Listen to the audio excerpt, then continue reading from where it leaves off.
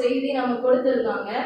சாட்சி என்பது முன்னாடி வந்து நின்று எல்லாருக்கும் முன்னாடி சொன்னாதான் சாட்சியா, அப்படி இல்ல, நம்முடைய வாழ்வே ஒரு சாட்சியா இருக்கணும் அப்படின்னு ஒரு செய்தியை நாம் கேட்டோம். இந்த காலையில கூட நம் சங்கீத பகுதி 119ஆம் சங்கீதத்தை எடுத்து வைத்துக் கொள்ளலாம். அதுல எல்லாருக்கும் எத்தனை பேர் இருக்கோம்னு தெரியல, ஒரு 14 வசனங்கள் வாசிக்க போகிறோம். முதலாவது 14ஆம் வசனம் படிக்கலாம். திரளான செல்வத்தில் கனி கூறுவது போல நான் உமது சாட்சிகளின் வழியில் கனி கூறுகிறேன். உமது சாட்சி, அதுதான் நம்ம இன்னைக்கு ஒவ்வொரு வசனத்துல பார்க்க போறோம். அதை நோட் பண்ணிக்கோங்க. அடுத்து 24ஆம் வசனம். உம்முடைய சாட்சிகள் எனக்கு இன்பமும் என் ஆலோசனைக்காரருமாய் இருக்கிறது. Very good. அடுத்து 31ஆம் வசனம். உமது சாட்சிகள் மேல் பற்றுதலாய் இருக்கிறேன் கர்த்தாவே, என்னை வெட்கத்துக்கு உட்படாத பண்ணாதேயும். 46ஆம் வசனம். நான் உங்களுடைய சாட்சிகளை குறித்து ராஜாக்களுக்கு முன்பாகவும் வெட்கப்படாமல் இருக்கிறேன். அடுத்து 59. என் வழிகளை சிந்தித்துக் கொண்டு என் கால்களை உடைய சாட்சிகளுக்கு நேராக திருப்பினேன். 79ஆம் வசனம். பயந்து சாட்சிகளை அறிந்திருக்கிறது. 95ஆம் வசனம். துன்மார்க்கர் என்னை அழிக்க காத்திருக்கிறார்கள், நான் உமது சாட்சிகளை சிந்தித்துக் கொண்டிருக்கிறேன். 99ஆம் வசனம். சாட்சிகள் என் கிராமமாயிருக்கிறதா எனக்கு போதித்தவர்கள் எல்லாரையும் 111ஆம் வசனம். உங்களுடைய சாட்சிகளின் முக்கிய சுதந்திரமாக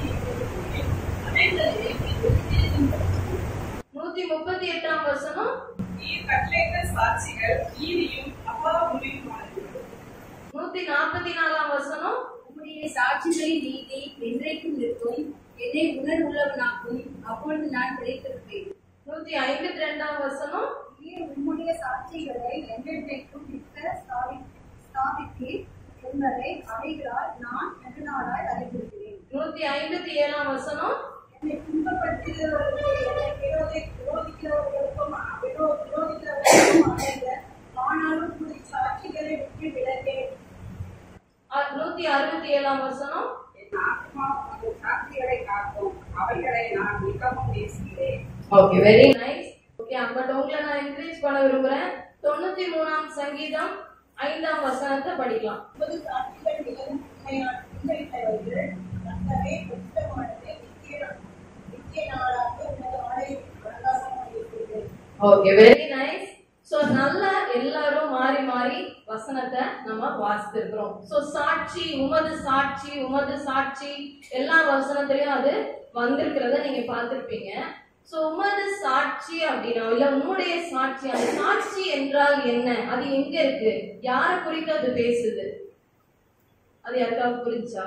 உமது சாட்சிகள், அப்ப அவர் சாட்சி சொல்லிட்டு போயிருக்காரா? ஆண்டவர் நிறைய சாட்சி நமக்கு சொல்லிட்டு போனாரா? சாட்சிகள் எங்க இருக்கு? யாருக்கா ஐடியா இருக்கா? சாட்சி நம்மளுக்கு தான் எங்க இருக்கு? நம்ம இருதயத்துல தான். அவருடைய உமது சாட்சிகள்னு சொல்றோம் இல்லையா, படிச்சோம்ல. அப்ப உமது சாட்சிகள் முழுமையாகவே தேவனுடைய வார்த்தையாய் இருக்கிறது. ஹல்லேலூயா. அவர் அழகா எல்லாமே எழுதி கொடுத்துட்டு போயிருக்காரு. ஓகே, எல்லாமே டீடைலா எழுதி இருக்காரு. அதாவது நான் ஒரு வார்த்தையை வாசிச்சாலே அதுக்குள்ள அவ்வளவு அர்த்தம் கொள்ளும்படியாக தேவன் பல காரியங்களை வைத்திருக்கிற அவருடைய தேவ வார்த்தை நம் கரங்களில் கொடுக்கப்பட்டிருக்கிறது. இந்த வார்த்தையை நான் படிக்க படிக்க, நான் தியானிக்க உட்கார என் விசுவாசம் பெருகுகிறது. ஹல்லேலூயா.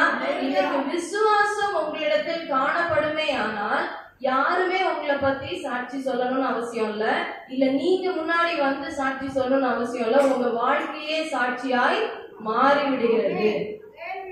இன்னைக்கு நான் காலையில இங்க வந்து உட்கார்ந்து இருக்கிறேன், ரொம்ப மனசு சோர்ந்து போய் இருக்கிறேன், ஒரு மாதிரி பலவீனமா இருக்கு, மனசு கஷ்டமா இருக்கு, பாரமா இருக்குன்னா நான் வேற எங்கேயும் ஓட வேண்டாம், நான் வேதத்தை திறந்து தியானிக்க அழைக்கப்படுகிறேன். அட்லீஸ்ட் ஒரு சங்கீதத்தை படிக்கலாம். எதுவும் படிக்கிற மனசே இல்லைங்க, ஏதோ கேட்கிற மனசுல நான் இன்னைக்கு இல்ல அப்படின்னு நினைக்கிறவங்க ஒரு சங்கீதத்தை எடுத்து வாசிக்கலாம்.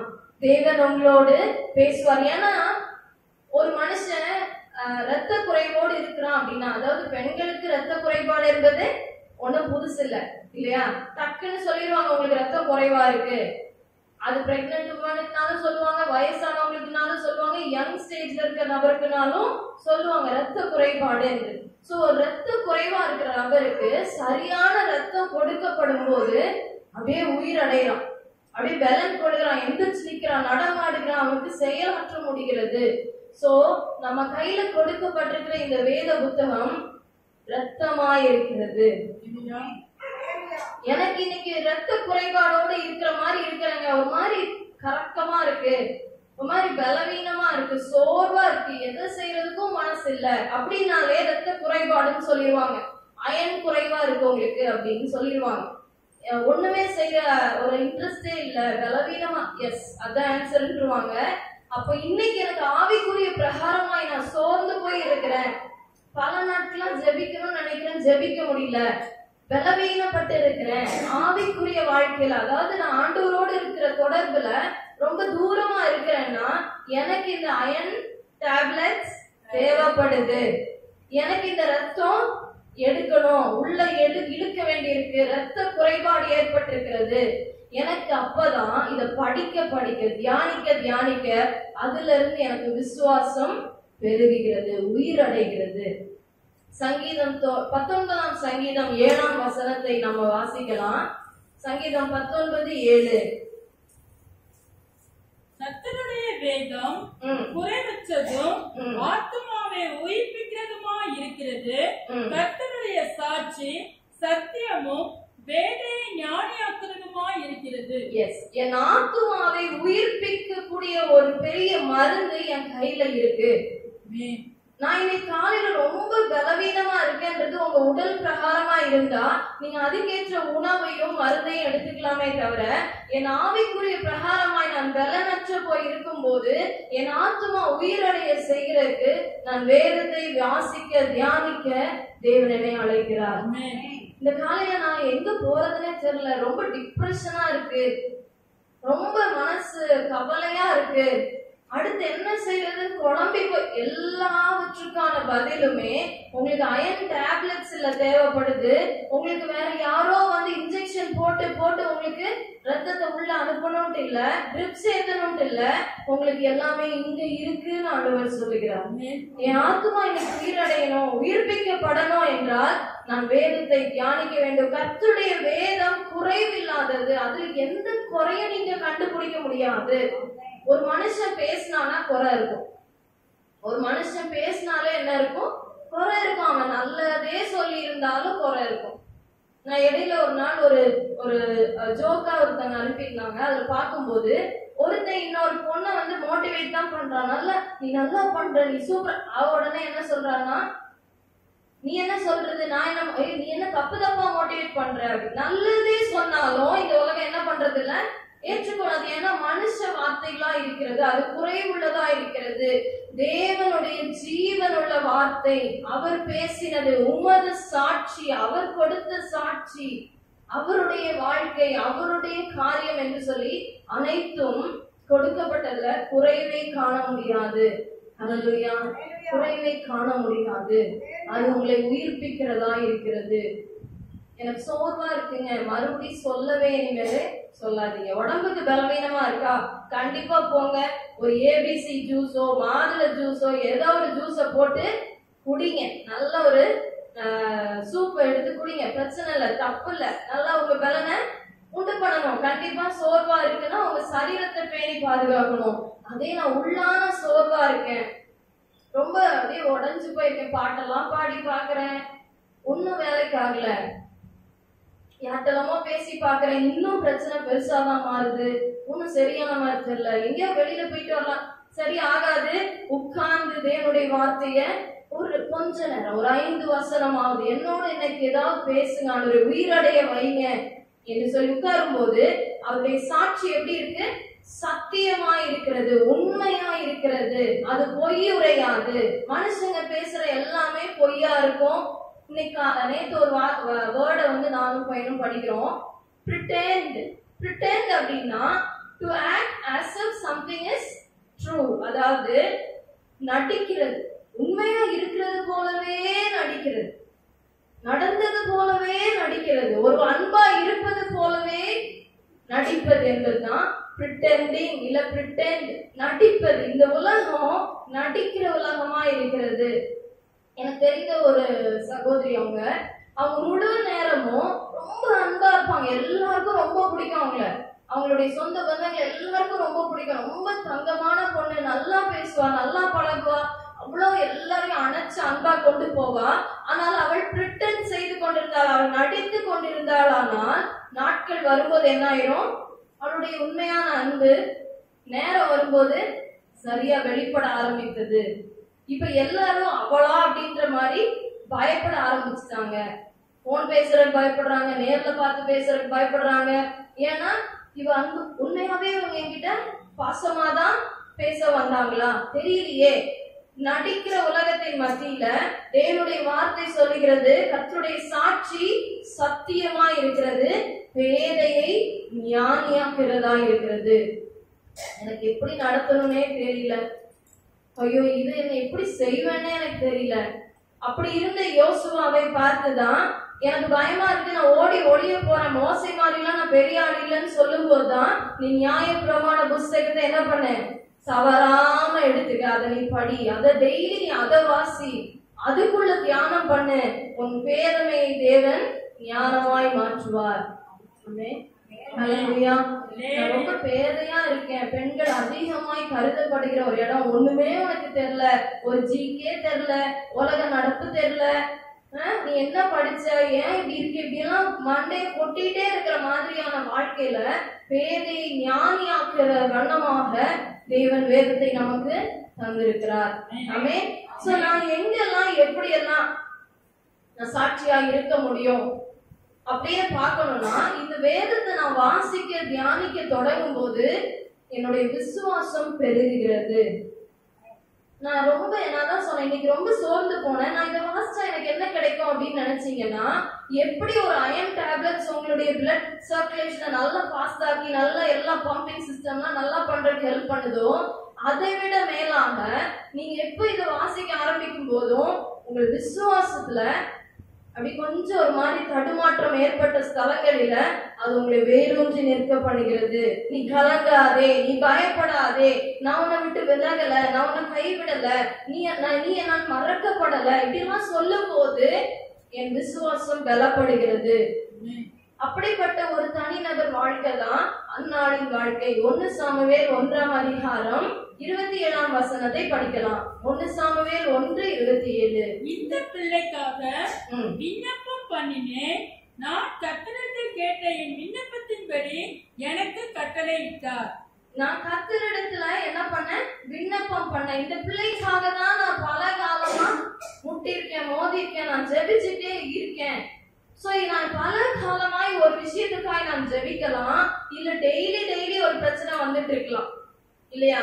ஒரு ப்ராப்ளம் எப்படி இருக்கும்னா, கொஞ்ச நாள் உங்களை போட்டு உருட்டுற மாதிரி இருக்கலாம். ஃபார் எக்ஸாம்பிள் ஒரு கடன் பிரச்சனைன்னு வச்சுக்கோங்களேன், அது உங்களை ஒரு 6 மாசம், 1 வருஷம், 10 வருஷம் வரைக்கும் என்ன பண்ணுது, அழிச்சுட்டே வருது. ஐயோ இந்த கடன் மட்டும் தீர்ந்துருச்சுன்னா அப்படின்னு நினைச்சிட்டு இருக்கும் போது டெய்லி ஒரு பிரச்சனை இருக்கும். யாருக்காவது பிரச்சனையே இல்லாம இருக்கீங்கன்னா உங்க வீட்டுக்கு வரணும்னு ஆசைப்படுறேன். யாராவது அப்படி இருக்கீங்களா? பிரச்சனையே இல்லைங்க, இது டெய்லி ஒரே சந்தோஷம் தான், ஒரே குதூகலம் கொண்டாட்டமே தான் எங்க வீடே இருக்கும். கிடையாது, எல்லாருக்கும் ஒண்ணுமே பிரச்சனை பண்ணலன்னா தெருவுல போன ஒரு நாயினால பிரச்சனை வந்திருக்கும் இல்லையா. யாரு எங்க இருந்து ப்ராப்ளம் எழுப்புதுன்னே சொல்ல முடியாத அளவுக்கு பிரச்சனைகள் இல்லாத வாழ்க்கை யாருக்கும் இல்லை. அப்படின்னா நான் டெய்லி சோர்ந்து போறேன். ஏற்கனவே ஒரு லைஃப் லாங் ப்ராப்ளம் ஒன்று எனக்கு துரத்திட்டு வருது. ஒரு பெரிய ஒரு நோயா இருக்கலாம், இந்த நோய்க்கு மருந்தே இல்லை அப்படின்ற மாதிரி ஒரு நோய் என்ன டெய்லி துரத்தலாம். இல்ல என்ன டெய்லி ஒரு கடன் வந்து டெய்லி என்ன குறைஞ்சுக்கிட்டே இருக்கு, கடன்காரங்க வர்றாங்க, இப்படி ஒரு தொல்லையா இருக்கலாம்.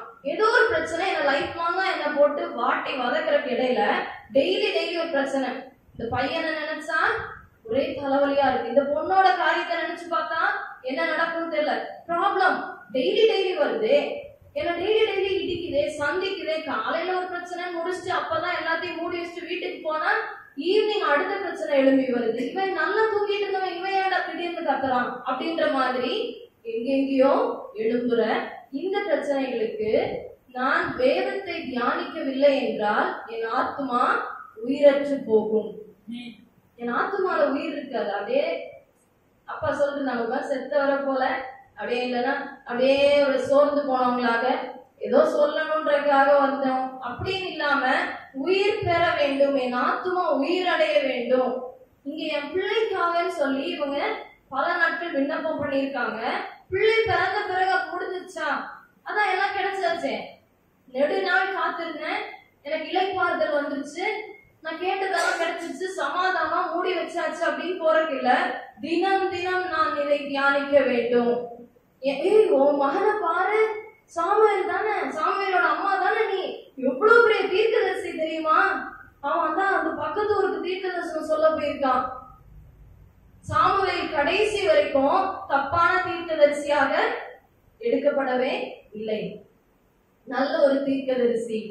அப்போ ஒரு தாய் அந்த இடத்துல தன்னுடைய தேவன் மேல வைத்த விசுவாசம் அவ்வளவு ஸ்ட்ராங்கா இருக்கு. என் தேவன் எனக்கு கொடுத்த மகன் நிச்சயமாய் அவர் வளர்க்கிறார், அவர் ஸ்தானத்தில் வளர்கிறான், அவன் நல்லா வருவான், அவன் தீர்க்கதரிசியா தான் இருக்கிறான், அவன் கடைசி வரைக்கும் நல்லா தான் வருவான். விசுவாசம் குறைவுபடாமல் கர்த்தரை பற்றி பிடித்த ஒரு தாய். அப்படின்னா அவங்க தினமும் வேதத்தில் தியானமா இருக்கிற மனுஷன் பாக்கியவான். நான் இன்னைக்கு எனக்கு ஒரு ஜெப குறிப்புக்காய் வந்தேன், ஜெபத்தை ஏறெடுத்தேன், அந்த விண்ணப்பம் கேட்கப்பட்டது, மனமகிழ்ச்சியா நான் போயிட்டேன், சாப்பிட்டேன், சந்தோஷமா தூங்கிட்டேன். இல்ல, ஒரு காரியம் நடந்த உடனே நான் வேதத்தை மூடி வைப்பதற்காய் அழைக்கப்படவில்லை. எனக்கு ஒரு சக்சஸ் நடந்துச்சு, ரொம்ப நாள் கேட்டேங்க ஆண்டவர்கிட்ட, எப்படியாவது ஒரு வீடை கட்டணும், எப்படியாவது ஒரு காரை வாங்கணும், வாங்கிட்டேன், நடத்திட்டேன், கர்த்தருக்கே மகிமை, ஸ்தோத்திரம். அதுக்கப்புறம் அடுத்த நாள் நான் அந்த ஒரு இன்னொரு புது பிரச்சனை வரும்போது, அடுத்தடுத்து அப்படியே அடிக்கடிக்கு வரும்போது என்னால் தொடர்ந்து ஜெயிக்க முடியவில்லை என்றால் நான் வேதத்தை விட்டு தூரமாய் போயிருக்கிறேன். என் ஆத்துமா உயிரற்று இருக்கிறது, செத்தவனை போல நடக்கிறேன், மரித்தவர்களை போல இருக்கிறேன். அக்கிரமங்களிலும் பாவங்களிலும் விழுந்து கிடந்த நம்மை தூக்கி மீட்டெடுத்ததுதான் இந்த வேத வசனம். இதை நான் தியானிக்க அழைக்கப்பட்டிருக்கிறேன். எனக்கு வேற எதுக்கெல்லாமோ நான் நேரத்தை கொடுத்து எப்படியாவது என் ஆத்மாவை உயிர்ப்பிக்க நினைத்தால், என் பிளட் கவுண்ட் இன்க்ரீஸ் ஆகிறதுக்காக நான் கால்சியம் டேப்லெட் எடுத்து பிரயோஜனம் இல்லை. நான் வேற என்னென்ன மருந்து அதுக்கானதை நான் எடுத்திருக்கணும். அயன் டேப்லெட் அதை தான் எடுத்திருக்கணும், ரத்தம் சம்பந்தப்பட்ட உணவு அதை தான் நான் எடுத்திருக்கணும். அப்பதான் எனக்கு என்ன ஆகும், அந்த ரத்தம் ஊறுதுங்க, இப்பதான் ஒரு டிராப் விழுந்திருக்கு, இன்னொரு 10 மாதுளை நாளைக்கு சாப்பிடுங்க, அடுத்த ஒரு 4 டிராப் வரும் இல்லையா? சோ நான் எவ்வளவுக்கு அதை உட்கொள்கிறேனோ, எவ்வளவுக்கு அதை நான் முக்கியத்துவப்படுத்துகிறேனோ, என்னுடைய ரத்தம் ஊற ஊற நான் பலன் அடைகிறேன். என் மாம்சம் பலனடைவது போல என் ஆத்துமா இன்னைக்கு உயிரற்று போயிருந்தால், ரத்த குறைபாடோடு நான் இங்க உட்கார்ந்து இருந்தா, இந்த ரத்தத்தை எடுத்து தியானிக்க அழைக்கப்படுகிறேன். அண்ணானுடைய வாழ்க்கையில பல கேலிகள், பல கிண்டல்கள், பல நிந்தைகள் சூழ்ந்து காணப்பட்ட ஒரு மகளா இருந்தாங்க. இந்த 10வது வசனம் பாருங்க, அதே 1ஆம் அதிகாரம் 10வது வசனத்துல, அவள் போய் மனம் கசந்து மிகவும் அழுது கர்த்தரை நோக்கி விண்ணப்பம் பண்ணி, 7ஆம் வசனத்தை படிக்கலாம். அவள் கர்த்தருடைய ஆலயத்திற்கு போகும் சமயத்தில் அவன் வருஷந்தோறும் அந்த பிரகாரமாய் செய்வான். இவள் அவளை மனமடிவாக்குவாள். அப்பொழுது அவள் சாப்பிடாமல் அழுது கொண்டிருப்பாள். அவளை துக்கப்படுத்துகிறதுக்கும் மனமடிவு அடைக்கிறதுக்கும் நிந்தை செய்கிறதுக்கும் நிறைய பேர் கூட இருக்கிறாங்களே தவிர, யாரும் நீ எழுந்து, நீ ப்ரே பண்ணு, நீ பைபிள படின்னு சொல்ற காடு இல்ல. நம்மளை சுற்றி பல பேர் நிந்திக்கிறவர்களாய் காணப்படலாம். இந்த காலையில உங்களை எந்தெந்த ரூபங்கள்ல நீ ஜெபிச்ச, நீ வேதத்தை வாசிச்ச, என்ன கண்டன்னு சொல்லிட்டு நம்மை நிந்திக்கும் போதெல்லாம், எனக்கு இன்னைக்கு அது ஒரு பிரச்சனையாவே இருக்கு, என்னைய நிந்தை சூழ்ந்திருக்கும் போதெல்லாம் அவள் என்ன பண்ணல, மனம் கசந்து கர்த்தர்கிட்டதான் வர்றா. அவள் வேதத்தை எடுத்து தியானிக்கிற ஒரு மகளா இருந்திருக்கிறா, ஆலயத்துக்கு போகிற மகளா இருந்திருக்கிறா, ஜெபிக்கிற ஒரு மகளா இருந்திருக்கிறா. இன்னைக்கு காலையில எனக்கு கஷ்டம் வரும் போதெல்லாம், பலர் என்னை பார்த்து நிந்திக்கிற மாதிரி இருக்கும் போது, ஒரு நாள் வரும், என் விசுவாசம் மட்டும் நான் என்ன பண்ணக்கூடாது, இறங்கி போயிடவே கூடாது. எப்படி இந்த விசுவாசம் வரும்? விசுவாசம்னா என்ன? விசுவாசம் எப்படி இருக்கும்? சந்தேகம் இருந்தா உங்க வேதத்தை எடுத்து இன்னைக்கு வாசிக்க ஆரம்பிச்சுங்க. ஜஸ்ட் சங்கீதத்தையாவது என்ன பண்ணுங்க, வாசிக்க ஆரம்பிங்க, தியானிங்க, உட்காருங்க, படிங்க படிங்க படிங்க. தேவன் உங்களுக்கு வேண்டிய டேப்லெட்டை கொடுப்பார், உங்களுக்கு வேண்டிய மருந்த கொடுப்பார். நீங்க எங்க குறைபட்டு இருக்கிறீங்க? இருதயத்துல பிளாக்கா, முட்டையில பிளாக்கா, ஓகே, தலையில பிளாக்கா, எங்க பிளாக்கா அங்கதான் ட்ரீட் பண்ணுவாங்க டாக்டர்ஸ். அதே மாதிரி தேவன் சரியான ட்ரீட்மெண்ட்டை கொடுக்க வல்ல தேவன் வார்த்தைகளை நம்ம கையில கொடுத்திருக்கிறார். அப்ப நான் என் வாழ்க்கை என்ன ஆரம்பிக்கும்னா, பல பேர் நிந்திக்கிறாங்க, உனக்கு பிள்ளை இல்லைன்னு சொல்லிட்டு. இது வெளியில தெரிகிற ஒரு காரியம், அதனால நிந்திக்கிறாங்க. ஆனா இறுதியா என்ன ஆகுது, இதன் அந்நாள் தான் என்ன பண்றாங்க, பின்னாடி 2ஆம் அதிகாரத்துல எல்லாம் தேவன் அவ்வளவு உயர்த்தி துதிக்கிற ஒரு மகளாய் மாறுகிறாள். அப்ப என்கிட்ட துதி இருக்கணும்னா நான் ரொம்ப மனக்கசந்துதான் இருக்கிறேன், மனக்கசப்பு இருக்கு அந்நாளுக்கும். ஆனா என்கிட்ட துதி எழும்பணும்னா நான் தினந்தோறும் விசுவாசத்தில் பலப்பட வேண்டும். சும்மா துதி வராது. ஆண்டவர் எனக்கு அதை செய்தார் இதை செய்தார்னு நான் என்னால சும்மா அறிக்கை பண்ண முடியாது. நான் விசுவாசத்தில் பலப்பட என் துதி தானா எழும்பும். ஹல்லேலூயா. யாரும் என்கிட்ட நீ துதித்து பாடு, கையை உயர்த்தி சொல்லு, முழங்கால் போடு, யாரும் என்னை வற்புறுத்த வேண்டாம், தானாகவே அது எழும்பிவிடும். ஏன்னா நான் டெய்லி வேதம் வாசித்து என் இருதயத்தை நான் பலப்படுத்தி கொண்டிருக்கிறேன், விசுவாசத்தில் வேரூன்றி கொண்டிருக்கிறேன், அவருக்குள் நான் நின்று கொண்டிருக்கிறேன். என்னை ஒருவனும் அசைக்க முடியாது. இந்த மாத வாக்குத்தத்தத்தின்படி ஒருவனும் எனக்கு முன்பாக எதிர்த்து நிற்க கூட முடியாது. நீ என்ன போடா கோலியாத்து, நீ என்ன எவ்வளவு பெரிய பிகரா இருந்துட்டு போ, நீ எவ்வளவு உயரத்துக்கும் தெரிகிற மாதிரி மலையா இருந்துட்டு போ, எனக்குள் இருக்கிற தேவன், நான் டெய்லி வேதம் வாசித்து எனக்குள்ளாக அவர் என்னை பற்றி எரிய செய்து கொண்டிருக்கிற தேவனா இருக்கிறார். ஹல்லேலூயா. அவர் எனக்கு யாரும் காண்பிச்சிருக்காரா, நீ யாரா என் முன்னாடி போ, அப்பாலே போ சாத்தானே. கர்த்தருடைய வார்த்தையில் ஜீவன் இருக்கிறது. நான் இன்னைக்கு காலையில நான் தேவனுடைய வார்த்தையை வாசிக்காமல் வந்திருந்தா என் ஆத்மாவுல ஒரு வறட்சி, ஒரு பலவீனம், இரத்த குறைபாடு, உயிரற்ற தன்மை, செய்யறதெல்லாம் தப்பாவே போயிட்டு இருக்கேன். சில நேரங்கள்ல ஒரு முறை என்னோட ஒரு பெரிய ஸ்டாண்டு, அந்த ஸ்டாண்ட்ல நிறைய கண்ணாடி பாட்டில், நான் கண்ணாடி திங்ஸ் விரும்புற நபர், ஸோ கண்ணாடி பாட்டிலா வச்சிருந்தேன். எதையோ நான் ஒதுக்கினதுல அந்த ஸ்டாண்ட் அப்படியே மொத்தமா கமந்து விழுது. கிச்சன் ஃபுல்லா அது உடஞ்சு விழுது. எல்லா கண்ணாடி பாட்டிலும் சில்லா உடஞ்சிருக்கு, அப்படியே தூளா விழுது. நான் ஒருவேளை அன்னைக்கு காலையில நான் வேதத்தை வாசித்து தியானிக்கலன்னா அப்படியே என்னுடைய சாட்சி சரியா வெளிப்பட்டிருக்கும். என் கணவர் வர்றாங்க, பார்த்துட்டு என்ன பண்றது அப்படின்னாங்க. அப்படியே கொஞ்ச நேரம் ஒரு ஸ்டூல்ல அப்படியே உட்காந்து கொஞ்ச நேரம் பார்த்துட்டு, ஒண்ணு மனக்கவலை, ரொம்ப ஆசையா சேர்த்து வச்சதெல்லாம் கண்ணு முன்னாடி உடஞ்சு கிடக்குதுன்றது. 2, நான் இதுக்கு முன்னாடிதான் ஊர்ல 2 தடவை இதே மாதிரி கண்ணாடியில குத்து வாங்கி அந்த வழியே இன்னும் தீரல.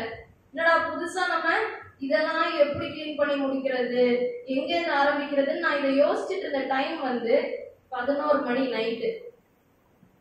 அப்போ அவங்க சரி நீ நார்மலா நான் ரொம்ப கோவமா இருக்கிறேனா அப்படின்ற மாதிரி எனக்கே தோணும். எனக்கு இப்ப டென்ஷன் வர போதா, இப்படியே போட்டுட்டு போய் படுக்கவும் முடியாது, நாளைக்கு காலையில் நான் இதுலதான் நடந்து சமைக்கணும். ஸோ அதனால அன்னைக்கு நைட்டு கிடந்து எல்லாத்தையும் கிளீன் பண்றேன், ரொம்ப பொறுமையா டீல் பண்றேன், அமைதியா. இது பார்த்தாது ஃப்ரிட்ஜையே தூக்கி மாத்துறேன் அந்த பக்கத்துல இருந்து இன்னொரு பக்கத்துக்கு, ஏன்னா ஃப்ரிட்ஜு கடியில எல்லாம் போயிருக்கு. ஸோ ஃப்ரிட்ஜு மாறுது எல்லாம். அன்னைக்கு நைட்டு ஒரு 12 மணி வரைக்கும் முதுகு உடைகிறதுக்கு நல்லா வேலை பார்த்தாச்சு. பார்த்துட்டு அப்புறம் அவங்க அப்படியே கேட்டாங்க, என்ன உனக்கு அழுக வரல, கோவம் வரல? அவங்க கேட்டு அவங்க போய் படுத்தாச்சு. அப்புறம் நான் உட்காந்து யோசிக்கிறேன், என்னுடைய சாட்சி வெளிப்படுகிற சில ஸ்தலங்கள்ல நான் உடனே ஓன்னு ஒப்பாரி வச்சிருக்கலாம், ஐயோ போச்சே அப்படின்னு, உடஞ்சு போச்சே. இல்ல நான் என்ன பண்ணிக்கலாம், என்னையவே நான் திட்டி, உனக்குலாம் அறிவே இல்லை, எப்படி எடுத்து வைக்கணும் கூட உனக்கு தெரியல, திட்டி இருக்கலாம். இதே வேற யாராவது தள்ளி விட்டு இருந்தா அந்த நபரை அன்னைக்கு க்ளோஸ் பண்ணிருக்கலாம்.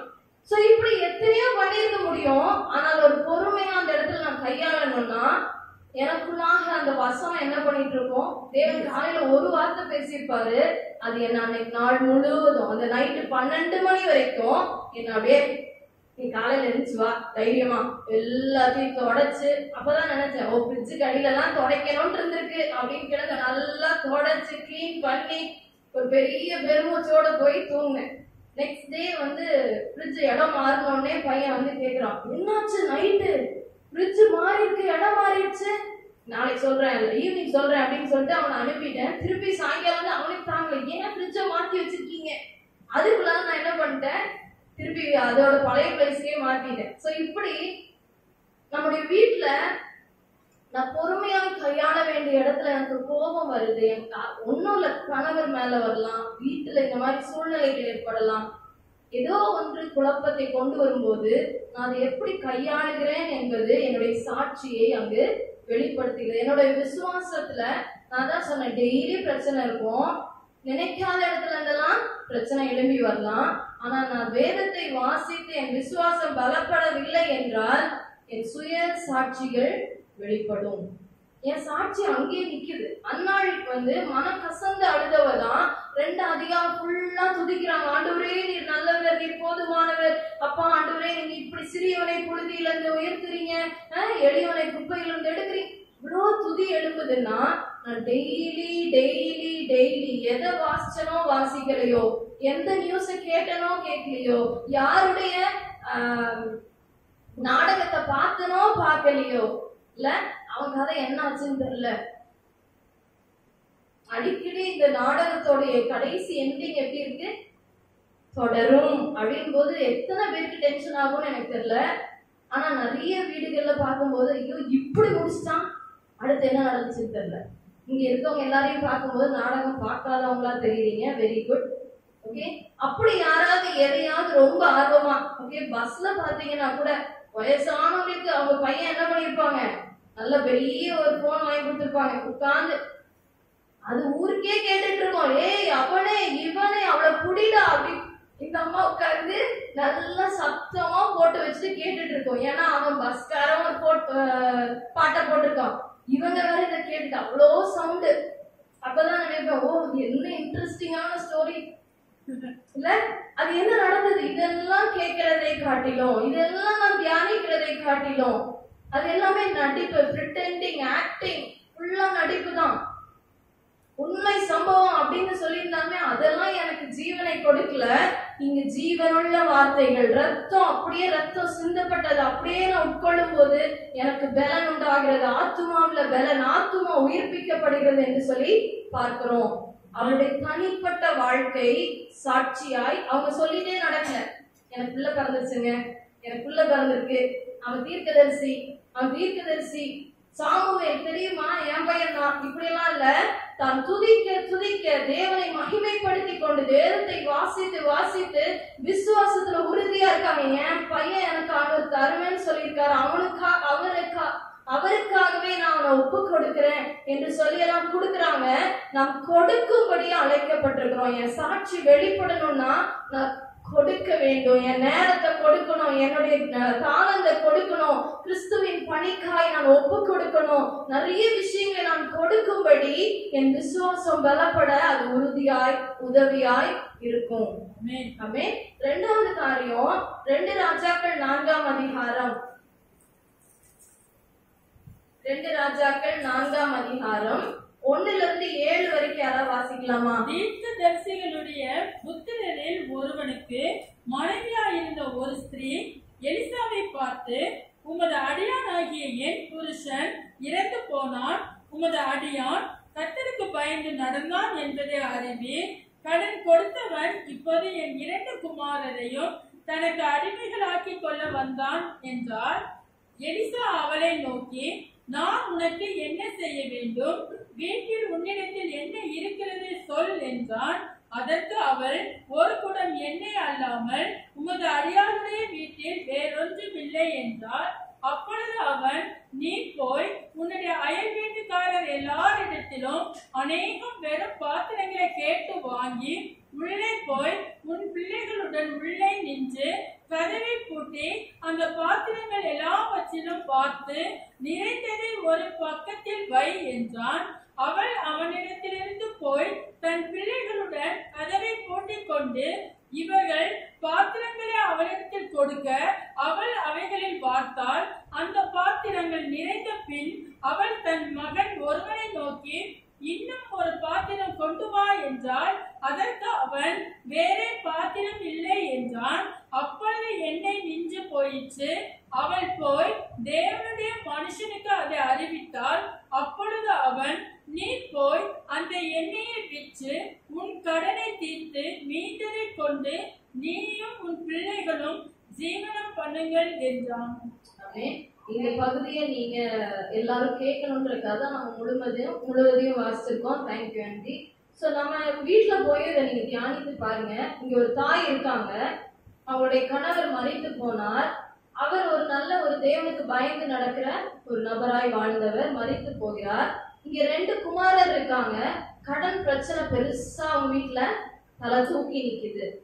அவங்க வீட்டுல ஒரு ப்ராப்ளம் எழும்பி நிக்குது. ஒரு நல்ல ஒரு தாயா இருக்கிறவள் தன் தனிப்பட்ட வாழ்க்கையில எப்படி இருக்க வேண்டும், அவளுக்கு ஒரு சாட்சியா இருக்கணும். அவளுக்கு தெரியணும், என் விசுவாசம் இன்னைக்கு பலப்பட்டு கொண்டிருக்கிறது, என் தேவன் பெரியவர் என்பதை நான் உணர்றேன். யாரும் அதை சொல்லணும்னு அவசியம் இல்லை. நீங்க நல்லா ஜெபிக்கிறீங்க, நீங்க நல்லா துதிக்கிறீங்க, நீங்க நல்ல மெசேஜ் கொடுக்குறீங்க, யாருடைய காரியத்திற்காக அவளுக்கே தெரியும் இல்ல. ஏன்னா என் தேவன் என்னை விசுவாசத்தை டெய்லி என்னை பலப்படுத்திட்டு இருக்காருங்க. எனக்கு தெரியும் என் ஆண்டவர் என் கூட இருக்கிறார். அது நடிப்பல்ல, அது வேறு விதங்கள்ல வெளியில மாயாஜாலமாய் காட்டுறதல்ல. அவளே விசுவாசமாய் இருந்தவள் தான் அன்னாள் என்று பார்க்கிறோம். ஒரு காரியம் நடந்த பின்பாகவும் அவள் துதித்து துதித்து விசுவாசம் பலப்பட்டா. இங்க இருக்கிற தாய் 2 குமாரரோடு இருக்கிறாங்க. இங்க இருக்கிற அந்த தாய்க்கு 2 பிள்ளைகள் கூட இருக்கிறாங்க. இங்க நம்ம வாழ்ற வாழ்க்கையில நான் என் பிள்ளைகளுக்கு எப்படி இருக்கணும், அந்த விசுவாசத்தை பலப்படுத்துற ஒரு தாயா இருக்கணும். அங்க சாட்சி பிள்ளைகளுடைய வாழ்க்கையில ஏற்படணும். இந்த தாய் வச்சிருக்கிற ஒரே பொருள் என்ன அப்படின்னா ஒரு குடம் எண்ணெய், அவ்வளவுதான் இருக்கு அப்படின்னு எலிசாட்ட சொல்றாங்க. வேற ஒண்ணுமே எங்க கிட்ட இல்ல, எல்லாம் முடிஞ்சிருச்சு, என் பிள்ளைங்களை புடிச்சிட்டு போறக்கு நிக்கிறாங்க அப்படின்னு சொல்லும் போது இங்க விசுவாசம் பலப்படும்படியாய் ஒரு காரியத்தை எலிசா சொல்லுகிறார். வெறும் பாத்திரங்களை கொண்டு வரணுமா? அம்மா என்னம்மா நீ இதெல்லாம் நம்பிட்டு இருக்க? இன்னுமாமா நீ ப்ரே பண்ணிட்டு இருக்க? இடிச்சே போயிடுச்சு, எல்லாம் முடிச்சு போயிடுச்சு, இன்னுமா நீ கேட்டுட்டு இருக்க? ஆமா, என் தேவன் என் தனிப்பட்ட வாழ்க்கையில என்னை அவர் கைவிட்டதில்லை. உன்னை நான் எப்படி பெற்றுக்கொண்டேன்னு எனக்கு தெரியும். நான் எவ்வளவு தூரம் ஜெபித்து ஒவ்வொரு காரியங்களை விசுவாசத்துல நான் பலப்பட்டேன்னு எனக்கு தெரியும். இன்னைக்கு நான் சொல்ற போய் எல்லா பாத்திரத்தையும் வாங்கிட்டு வா. எல்லாத்தையும் பாத்திரத்தை வாங்கிட்டு வர்றாங்க. அந்த பிள்ளைங்க அதுல ஈடுபடுகிறத பாருங்க. விசுவாசம் பிள்ளைகளுக்குள்ளாக சாட்சியாய் பலப்பட போகிறது. அங்க என்ன ஆகுது, பிள்ளைங்க எல்லாம் அவனிடத்துல கொண்டு கதவை பூட்ட சொல்லிட்டு ஒன்னொன்னா என்ன பண்ணுங்க, எல்லா பாத்திரங்களையும் வார்த்து இல்லைன்னா ஊற்றி நிரப்புங்க. பிள்ளைகள் அந்த இடத்துல அம்மாவின் செயலை அப்படியே கடைபிடிக்கிறாங்க.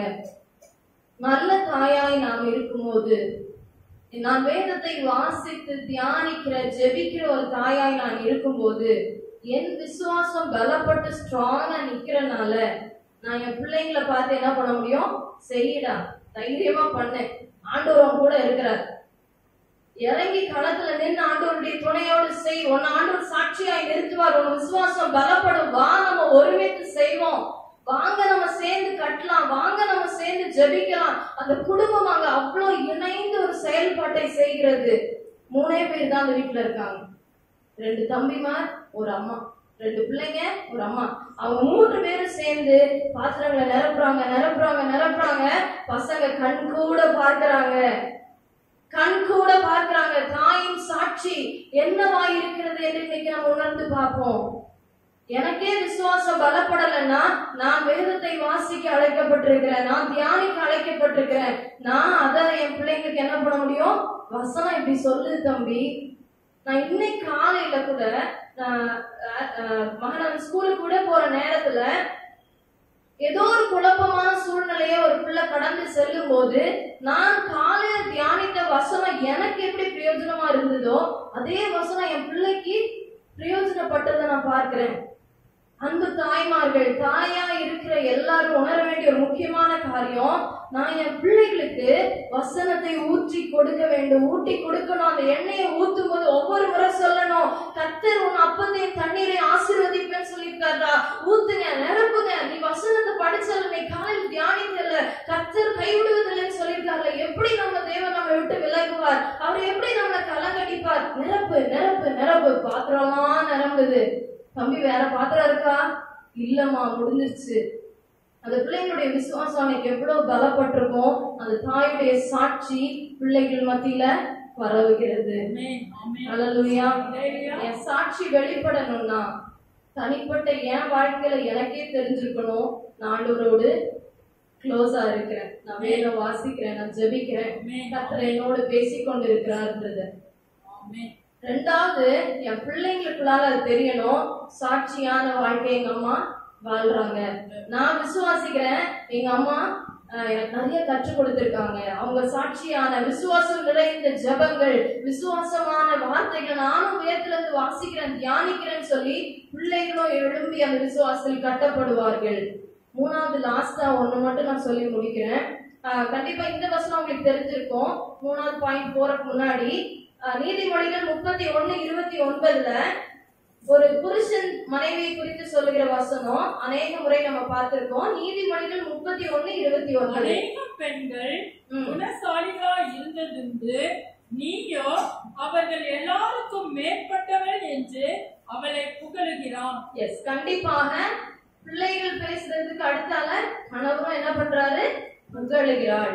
அவனே வந்து சொல்றான், நீ சாட்சியான வாழ்க்கை உங்ககிட்ட இருக்கு, நல்ல வாழ்க்கை வாழ்ந்திருக்க, நீ இதெல்லாம் நீ பெற்றுக்கொள்ள நீ பாக்கியவதியா இருக்கிற, இதெல்லாம் உனக்கு வேணும், நீ நல்லா இருக்கணும் என்று சொல்லத்தக்கதாய் தேவன் உங்களை நிறுத்த வல்லவராய் இருக்கிறார்.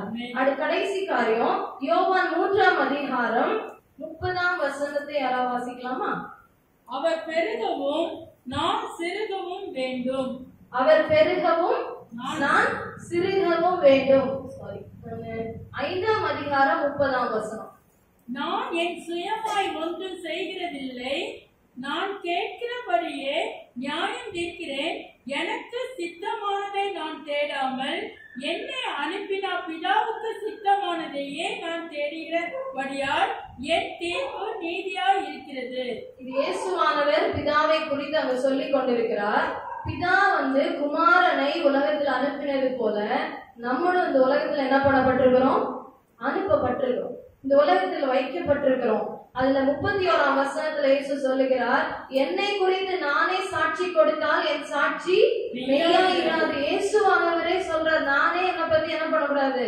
சாட்சி சொல்லிட்டு இருக்கோங்க, நான் ரொம்ப நல்லவன், நான் ரொம்ப ஹெல்ப் பண்ணுவேங்க, நான் ரொம்ப அன்பா பேசுவேன், என்னை பத்தி நானே என்ன பண்ண முடியாது, அப்படி சொல்லிட்டு இருக்க முடியாது. 32 என்னை குறித்து சாட்சி கொடுக்கிறவர் வேறொருவர் இருக்கிறார், அவர் என்னை கொடுக்கிற சாட்சி மெய்யான சாட்சி என்று அறிந்திருக்கிறேன். சோ பிதா கொடுக்கிற ஒரு சாட்சி இருக்கிறது.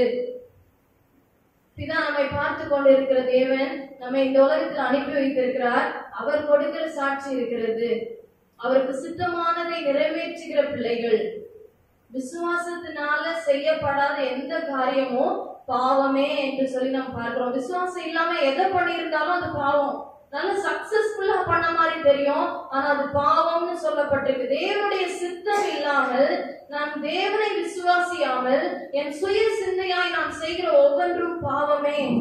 பண்ணி முடிக்கலாம், நல்ல அழகா எல்லாம் சக்சஸ்ஃபுல்லா முடிச்சுட்டேன், கிளியரா இருக்குன்னு நம்ம நினைக்கலாம், ஆனா அதுல பாவம் இருக்குன்னு ஆண்டவர் சொல்றாரு. என் சுயமாய் நான் செய்யாமல் தேவ சித்தம் அறிந்த அதுல நான் விசுவாசத்தோடு, தேவ சித்தம் சில நேரம் எப்படி இருக்கும்? எல்லாத்தையும் மொத்தமா விட்டுட்டு வெளியில வா, இது தேவ சித்தம் அப்படின்னு இருக்கும்போது என் சுயமாய் நான் என்ன பண்ணுவேன்? இல்லப்பா, நான் கொஞ்சத்தை மட்டும் விட்டுட்டு கொஞ்சத்தை கையில வச்சுக்கிறேன். ஏதாவது அவசரத்துல வழியில தேவைப்பட்டுச்சுன்னா தேவனுடைய சித்தத்தை, அங்க என்னுடைய விசுவாசத்தை தேவன் அங்கதான் என்ன பண்ணுவாரு? எழும்ப பண்ணுவார், விசுவாசம் பெருக பண்ணுவார், என் விசுவாசத்தை உயிரடைய செய்வார். நான் வேதத்தை தியானித்து தியானித்து அவர் சித்தம் அறிந்து விசுவாசத்தில் பலப்பட்டு அவர் என்னை குறித்து சாட்சி சொல்லணும். இப்படி ஒரு பிள்ளை நானு உலகத்துல அனுப்புனேன். சாட்சியுள்ள வாழ்க்கை. அந்த சாட்சியுள்ள வாழ்க்கைக்கு 39ஆம் வசனத்தை படித்து நாம் முடிக்க இருக்கிறோம். வேத வாக்கியங்களை ஆராய்ந்து பாருங்கள், அவைகளால் உங்களுக்கு நித்திய ஜீவன் உண்டென்று எண்ணுகிறீர்களே, என்னை குறித்து சாட்சி கொடுக்கிறவைகளும் அவைகளே. ஆமென். இயேசுவை குறித்து, தேவனை குறித்து சாட்சியாய் சொல்லப்பட்ட காரியங்கள், ஜீவனுள்ள வார்த்தைகள், வேத வாக்கியங்களாக நம்முடைய கரத்தில் கொடுக்கப்பட்டிருக்கிறது. அதை நீங்க ஆராய்ந்து பாருங்கள், அதை நீங்கள் ஆராய்ந்து படியுங்கள், உங்கள் விசுவாசம் பலப்படும். ஏன்னா அங்கதான் நித்திய ஜீவனே இருக்குன்னு சொல்லப்பட்டிருக்கு. நிறைய பேருக்கு இறந்த பிறகு நான் மறுபிறவியா எப்படி வருவேன்? தவளையா வருவேன், குருவியா வருவேன் இல்ல, நிறைய பேர் சொல்லிட்டு இருக்காங்கல்ல. கொஞ்சம் நல்ல புண்ணியங்கள்லாம் பண்ணனா நான் எப்படி இருப்பேன்? கொஞ்சமாவது கழுத மாதிரியாவது வருவேன், கொஞ்சம் பெருசா இருப்பேன். ஏதோ தெரியல, என்னென்னமோ சொல்லிக்கிறாங்க. பட் நான் என்ன சொல்ல வரேன்னா, நான் வேத வாக்கியங்களை ஆராய்ந்து படிக்க படிக்க, நான் தியானிக்க என் விசுவாசம் எனக்குள்ள அனல் கொண்டு சொல்லுகிறது, எனக்கு நித்திய ஜீவன் இருக்கிறது. ஆமென். நான் இதோட முடிந்து போகிற நபர் அல்ல. எனக்குள்ள இருக்கிற என்னுடைய வாழ்க்கை, இதுவரைக்கும் நான் வாழ்ந்த வாழ்க்கைக்கு பின்னான ஒரு நித்திய ஜீவன், இன்ஃபினிட்டி, அதுக்கு எண்டே இல்லை, போயிட்டே இருக்கும். நிக்கவே நிக்காது. நம்பர் என்ன, அதோட எண்டிங் நம்பர் என்ன தெரியல, ஸ்டார்டிங் நம்பர் தெரியல, எண்டிங் நம்பர் தெரியல. எண்டே இல்லாத நித்திய ஜீவனை நான் பெற வேண்டும். அப்படி ஒன்று இருக்கு, உண்மையான தேவன் இருக்கிறார். இதெல்லாம் நான் அறியணும், கிளியரா நான் விசுவாசிக்கணும்னா நான் வேதத்தை ஆராய்ந்து படிக்க வேண்டும், வாசிக்க வேண்டும், தியானிக்க வேண்டும். இன்னைக்கு நான் வேதத்தை வாசிக்கலன்னா வீட்டுக்கு போன உடனே பல சிக்கல்கள் உங்களை தேடி வரும். கண்டிப்பாக வேதத்தை திறந்து அமர்ந்து விடுங்கள். ஹல்லேலூயா. டெய்லி காலையில எழுந்திருச்சு படிங்க. நான் ஒரு காரியத்தை சொல்லி முடிக்கிறேன். நம்ம ஸ்டார்ட் பண்ண அந்த ஆன்லைன் குரூப்ல நீங்க டெய்லி வாசிக்கிற இல்ல தியானிக்கிற ஒரு வசனம், அந்த ஒரு வசனம் போதும். முழு பகுதியில ஒரு வசனம் உங்களோடு பேசின அந்த ஒரு வசனத்தை நீங்க வர நாட்கள்ல அதுல என்ன பண்ண போறீங்க? போஸ்ட் பண்ண போறீங்க. நீங்க போட்டோ எடுத்து போட போறீங்க. டெய்லி படிங்க. என்னோட தேவன் இதை பேசினார் அப்படின்னா அதே வார்த்தை இன்னொருத்தரோடையும் பேச தேவன் ஏதுவா இருப்பார். கர்த்தர் நம்மளை நடத்துவாராக. யாரும் எழுந்திருப்போமா? ஜெபிப்போம்.